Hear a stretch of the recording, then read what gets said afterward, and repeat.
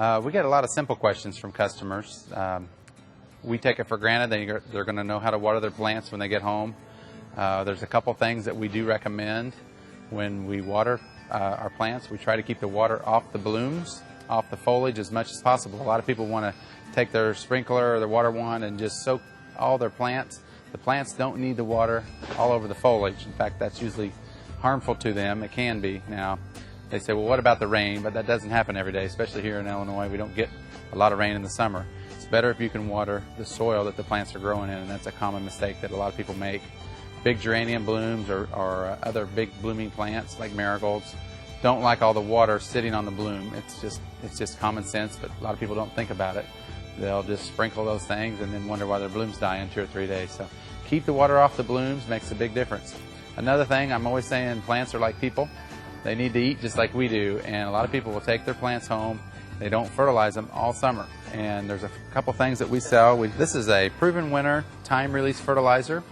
You can sprinkle this in your pots, your containers, your window boxes. You can also put it in the ground. It's a fertilizer that will last for about 12 weeks and will continue to nourish your plants slowly, not all at once. So you don't have to worry about feeding all the time, but it's a long-lasting fertilizer. Makes a big difference on how those plants look, how they perform. They're going to be greener, bigger, nicer blooms.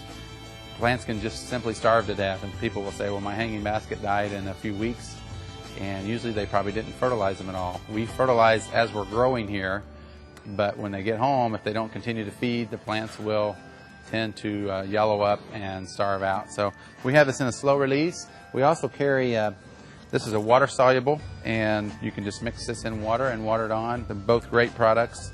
They're geared toward a lot of the plants, the proven winners that we grow, and they make a big difference. I tell the girls at the counter, they're not doing the customer any favors if they don't sell them this on the way out, because they really need it. Their plants need the feed to perform and look really good. Another thing, people are always wondering what time of day to water, or how often do I water. Plants will usually tell you when they need a drink. They will wilt some. It's not the end of the world. They don't necessarily have to have a drink every time you turn around. And when it's hot, they do need water, and they can't go a week without a drink. I said, again, they're like people. How would you like to go without food or water for a week?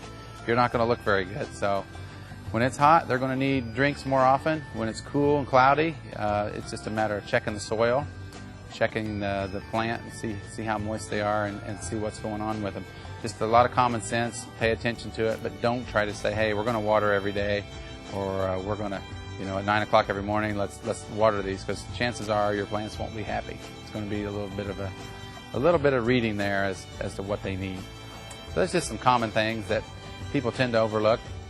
I think the fertilizer is probably the biggest item, and probably the most needed on the plants to really make them perform.